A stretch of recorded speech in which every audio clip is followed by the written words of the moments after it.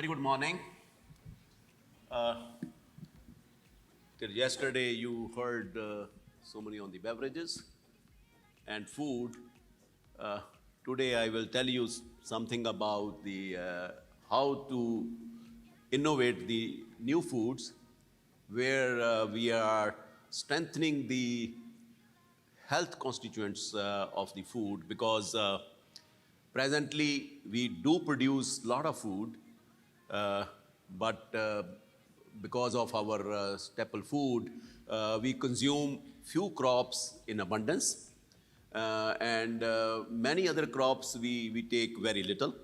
And ultimately, what happens that we do fill our belly, but the nutrition part of it's normally in deficiency. And many countries, they are facing these problems of malnutrition of children and pregnant ladies and elderly people. So I'll just say that how we do innovations to prepare the food crops through, we call it plant breeding and new technologies to enhance their nutrition level. Well, you see that the pandemic has shaken up our thinking again, that the way we are living life is not correct, because a simple pandemic which came suddenly all over the world, shaken up the health issues and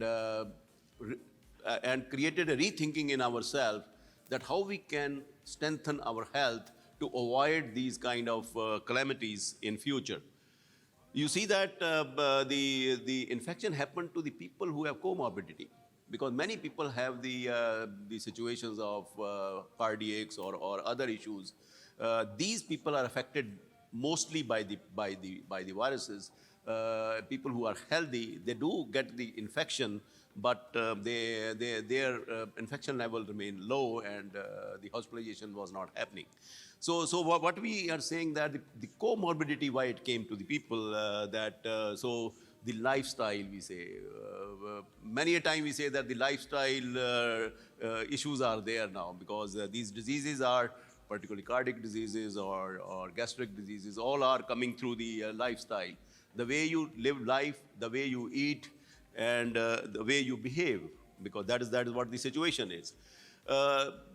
And also because of the COVID, we have sedentary life, sitting on the couches, doing our laptop work and eating food and going back to the work. And I think 9 to 10 hours instead of doing the job of 8 hours in pandemic, because of you are online, the companies wants you to do the work till 8 to 10 hours. So that make your life further bad.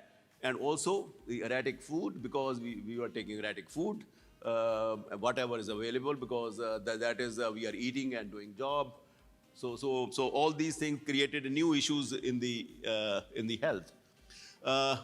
Also now everybody is becoming very serious about their health. So how we are seeing the food these days. So as you see that our whole body is a factory of biochemical reactions. A lot of biochemical reactions are going on in our body when we take something, whether food or water. And these reactions give you the byproducts and the end products. So they are the building blocks. You get a lot of proteins or fats or other things which make your body healthy. These combinations are food. When we take it, it also how you take it and what is your mental situation, because we call psychosomatic positions are there. If you are eating under stress, your food will act differently. If you are eating under any kind of other things, everything is in combination. So that is also important to understand that the effect of food is different in different people. So what we do is that all these factors, plus we do the exercises, because moving your body, making it more, we call energy burning, it will give you further strengthening your health. So all these factors we are taking into account when we design the new crops. You know that these are all WHO figures, that the deficiencies of micronutrient, which is very serious issues now globally.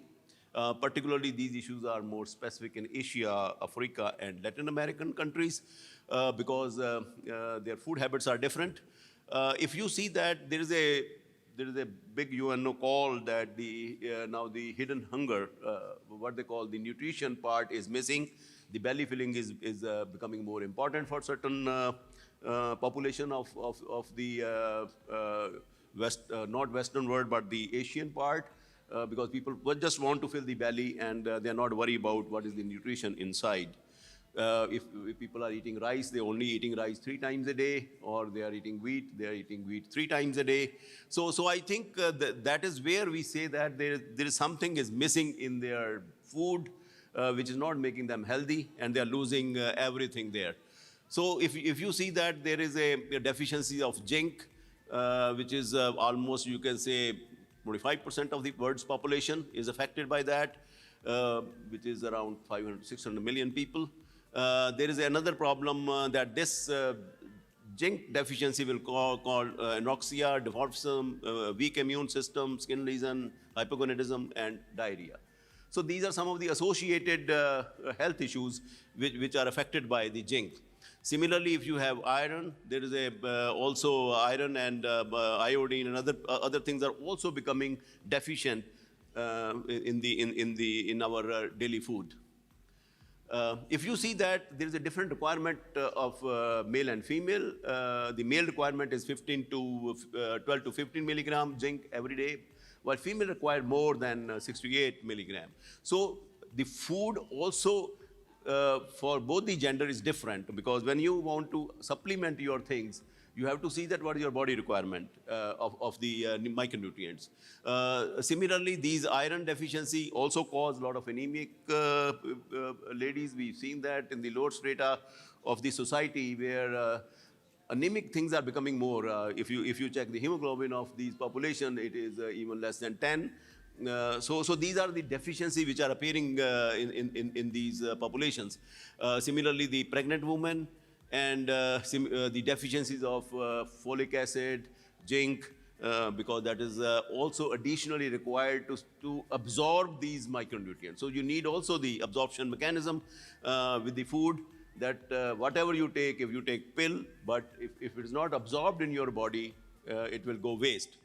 So similarly, so if you see the iron, iodine, zinc, vitamin A, all these are required by our body to avoid certain complications in the health, or develop some kind of diseases in your body.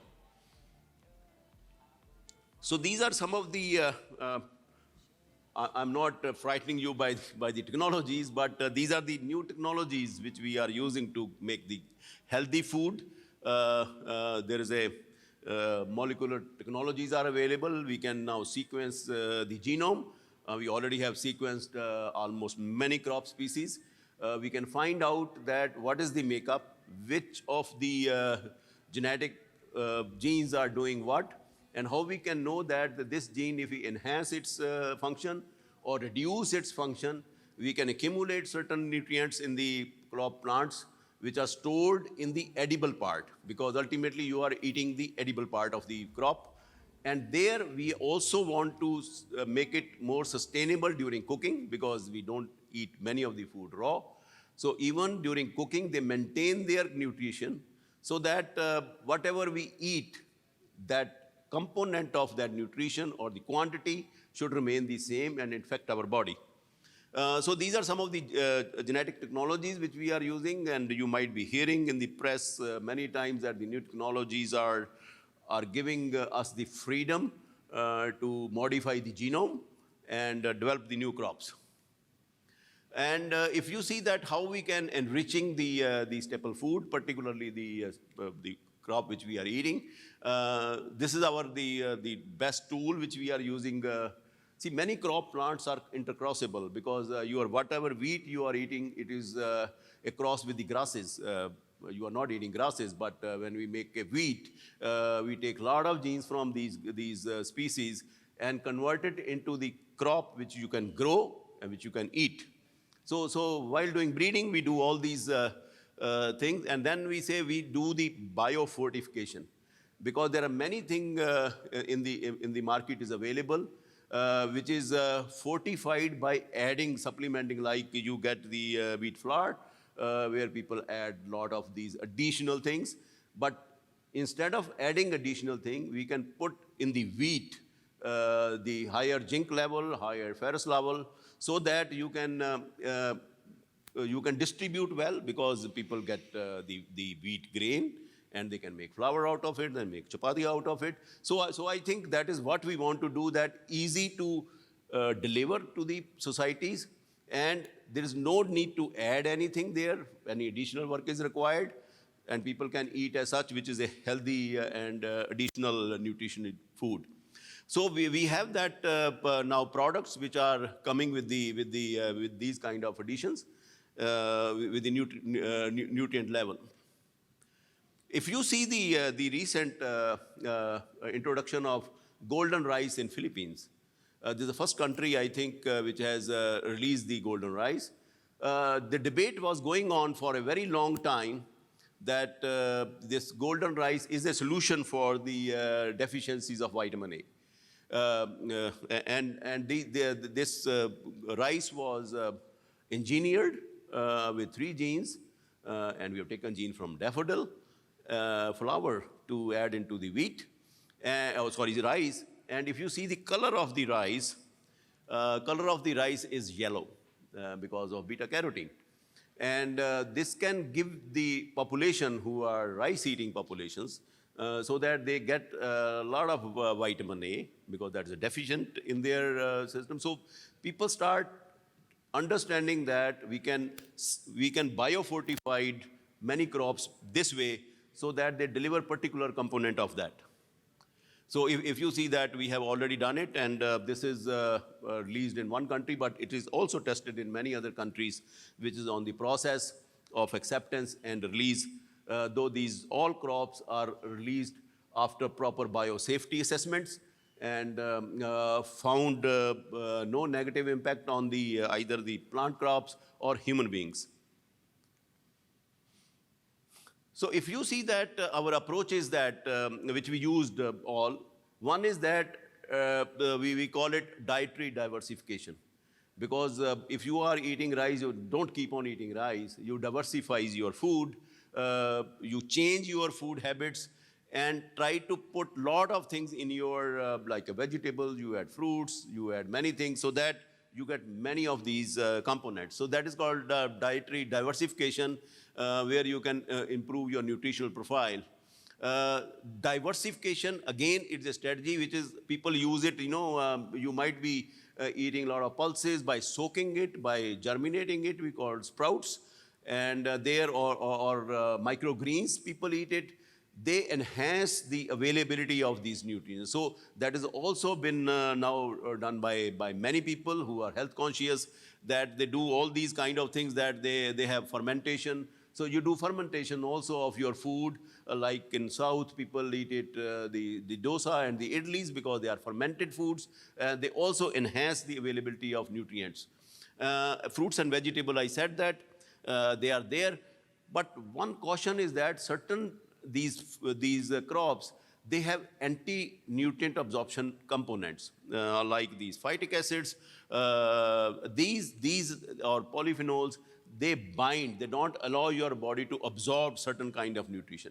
So we also doing research, and we have developed varieties with less of these compounds. So that is also our job, that these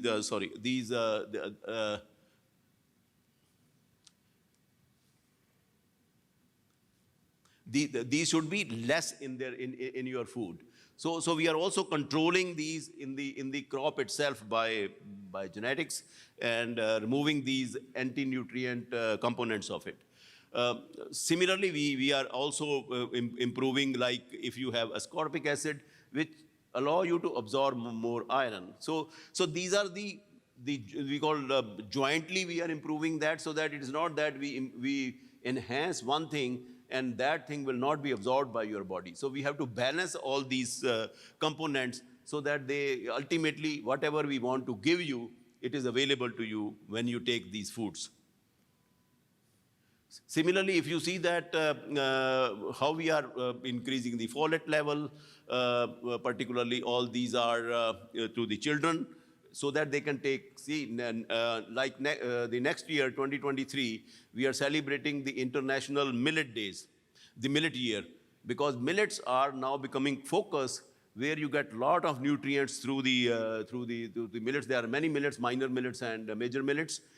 These are becoming very important now. In the southern part of India or in Africa, people take pearl millets and the ragi and other millets, which are highly nutrient. And now there are a lot of products are available, like biscuits are available, the other porridges are available. So all these things are now becoming more relevant, and they are being promoted through the international events now. So all these things, what I'm saying here is that making your food more nutritional, there are two-prong approaches are there. One is that how you are bringing the crops which are already people are eating, making them more robust in their nutrient level. And second part is that how you combine them so that your body can absorb these things. Fortification is a phenomenon which is for a very long time going on. So you get many things in the market which is fortified, particularly with the vitamins. People add it, and there is also a World Food Program where pulses and other things are mixed together, and they are available to the children. In India, they call midday meals to the children to get the nutritional food to them. So there are many programs are going on internationally where with the mixing of all these, improving the risk in the children or the pregnant mothers. Similarly, we also have this the iron. These are different iron components which are commonly used in the food, which is added in the food for iron deficiencies. Similarly, there are folic acid and level of folates in the diets, and also iodide salt, which is now by law. Nobody can sell without iodide salt in the market. Biofortification one is the fortification of food by adding something, but this is in nature we are creating that. As such, the food should have those components. So that is what we are doing here.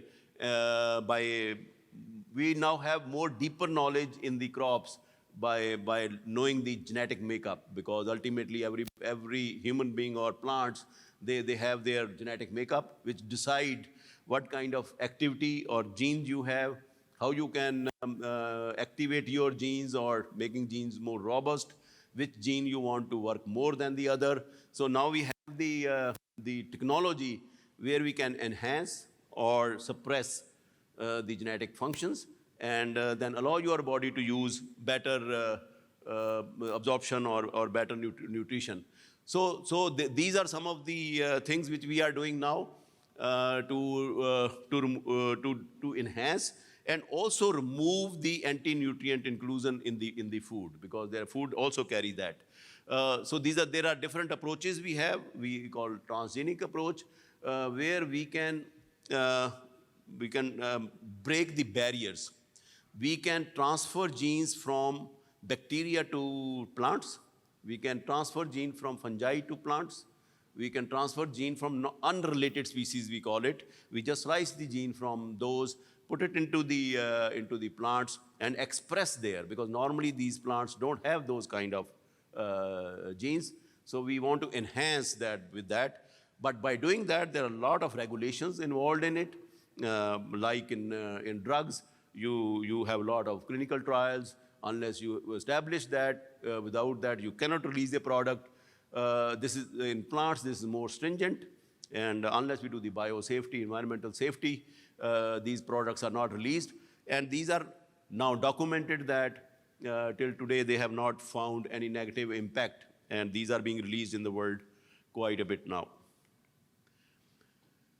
So, as I said, that rice, golden rice is one of the example, which is the food crop released in Philippines and also tested in other countries. So this is provided. And there is also in Africa, they did banana, and also they are doing in other crops, so that we can deliver certain products. even in the now vaccination part of it, the plant vaccination is a phenomena which is being studied very strongly, that we can deliver vaccine through the eating bananas or eating other fruits. So these are the possibilities are being created, so that we can now have easy, where we can deliver better the products, and the products are grown there and be used as the.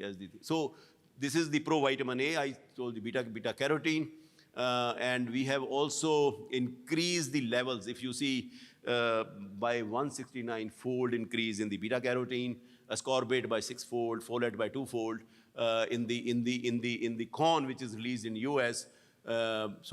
People who are eating corn, particularly the Mexico, India, or these countries, where these are supplied through the corn, these components, so that they get substituted in the food. Even in the folate, we have increased 100-fold by adding from another species they call Arabidopsis. We added these biosynthesis precursors, so that your body can synthesize if you provide these precursors to your body. Similarly, there are essential amino acids in beans.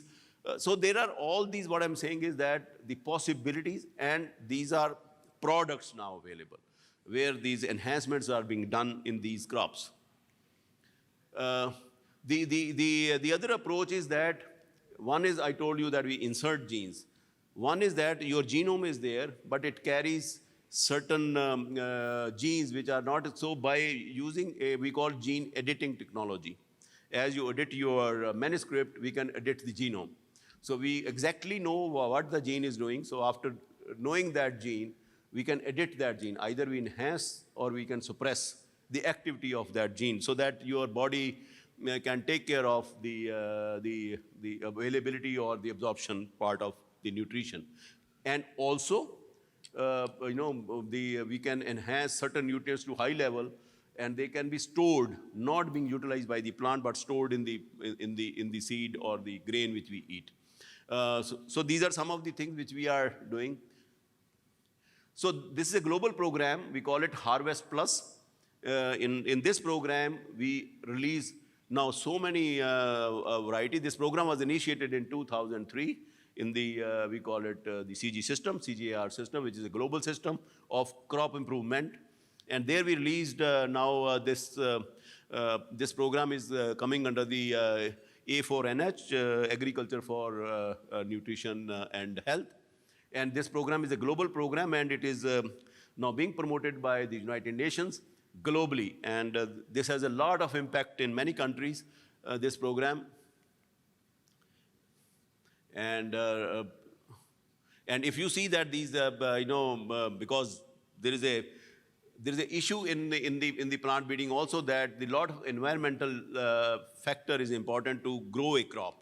So to avoid that, we also have, we are doing a lot of these strategies where we can, even with the environment, we still have the component which we want to, like in wheat, if you are growing in a condition where zinc deficiency there in your soil, maybe your content is low, but then we are supplementing it with the better agronomic conditions.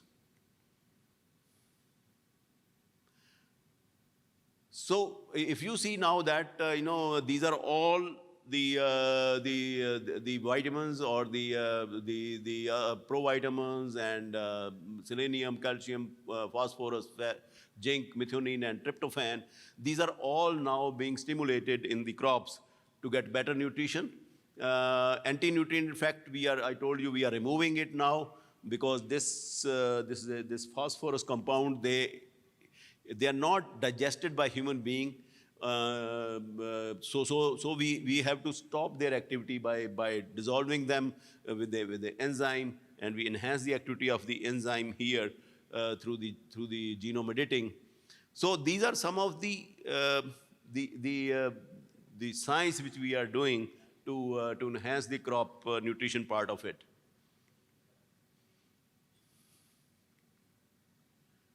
So today, if we see the status of biofortification, Almost you see that in now in Africa we have orange sweet potato. Sweet potato is their staple food now, and they rich in beta carotene. And also now in Europe, this become a very expensive food. Now people are eating a lot of these sweet potatoes now. So because of the health consciousness, now people are changing their food habits. We have released particularly in the African where the deficiency was there, vitamin A. This is the new beta carotene rich sweet potato. Similarly, we have seen one experiment in India where the serum ferritin and other iron deficiency, we have given this biofortified millets to these children, and we find that their level gone up. So there is a lot of studies happening in these crops where the impacts are very high. So that's what they are using. By 2016, we released around 150 biofortified crops in 10 major crops growing in different countries, 30 countries, and more than 20 million people are impacted by this. By another, we are now releasing 290 varieties of 12 staple food crops, which is rich in vitamin A, like orange sweet potato, iron beans, iron pearl millet, vitamin A yellow cassava, vitamin A orange maize, zinc rice and zinc wheat, and also corn. So these are some of the very big achievement of this program, and this all happening through the breeding program. Coming to the vegetables also, if you see this is this crop you might be knowing, this is called bitter gourd. This crop has a lot of variation, and we have a project with the German GIZ where they found that the content is also giving to particularly the diabetic patients, and people are also making its dried powder they use as a capsule, and they are releasing it, and many people are doing this. So these are some of the alternatives, people curing certain diseases through these interventions, because and these impacts are being studied very vigorously now. And this crop was not taken in the Europe, and now even Europeans, they start growing this crop and taking the new crops in their food because of the health. Another is a pumpkin, which is high in beta carotene. We have now enhanced the beta carotene level in the pumpkin, and you know that pumpkin are now people are using it as normal food.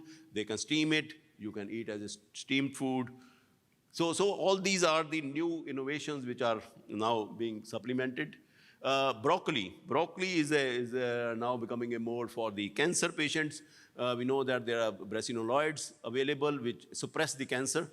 And we have now technology where we are finding through this technology the new lines which have double or triple fold of these compounds, so that they can give we are trying on the cancer patients, and we see that the impacts are there, particular pain levels or the cure levels are increasing if it's stage 1. Not the other stages, but you can do these. These are some of the areas which we can, increase the level of that, and this technology is called double haploid technologies. This is non-GM, non-edited gene. This is just simple with the plant breeding. We are developing these very high level of these lines. This is a national project. So these are some of the challenges which our future strategies in biofortification. Particularly, we have to see that these crops are adopted by farmers, because farmers also need to get the value of their crop by growing it, or by getting more value of these crops. Our target is that we have to reach 1 billion people by 2030 to supply these highly biofortified crops. So there are certain challenges as a plant breeder or geneticist. We have how to reduce particularly the anti-nutrient component of it, which we keep on doing in other crops. and also, you know that with the urbanization and climate change, we are also losing certain species. So we also to control the biodiversity degradation. So that is also our job to how to protect our this biodiversity now. Similarly, we also how to use this and like, you know, we remove with the polishing in rice certain major nutrients, so that also the unpolished, how we eat, how we cook the food, all these components are a challenge for us, that how we can remain. Even in iodized salt, which is when you cook it, the iodine get evaporated. So we have to now put more iodine, particularly in the crops itself, so that you get a better availability of iodine. So this is where we are today. So in conclusion, I can say that the micronutrients are essential, no doubt about it. And sometimes we don't know the deficiencies. We only know when we get the disease or we get kind of health issues. Then doctors giving you the pills because during even COVID, I think people have eaten abundant nutrients, micronutrients, zinc, and every doctor says that eat zinc, eat vitamin C, eat that, eat that. I think people have taken so many pills during this period. They never had in previous any year that in 2 years people have eaten those kind of pills. So I think ultimately the food which you eat every day, 3 times a day, that become important for you if it deliver you the right nutrient and give you the best health. And this is what our job is, that how to make your body through food more robust, and you can at least challenge the new viruses which are coming. I don't know, alpha, beta, gamma, everything is coming now, and maybe some new pandemic will come. It become more relevant for us that these viruses are actually, they attack the weak. We know that now, the comorbidity and other things, that virus impacts are more for the weak people or the people who have deficiency in their body. And if you strengthen your body, you will get less reaction and safeguard yourself. Well, this is the satire on the whole biology. You say that I'm a biologist, but this is what sometimes the nature give us the challenge, that according to recognized aeronautical tests, the bumblebee cannot fly because of the shape and weight of its body in relation to its total wing area. The bumblebee doesn't know about it. It goes ahead and flies away. So in nature, anything can happen, whatever you say. So nature is also doing its own job, but along with the nature, we are also, we call it strengthening the natural processes to give you the better food. Thank you very much.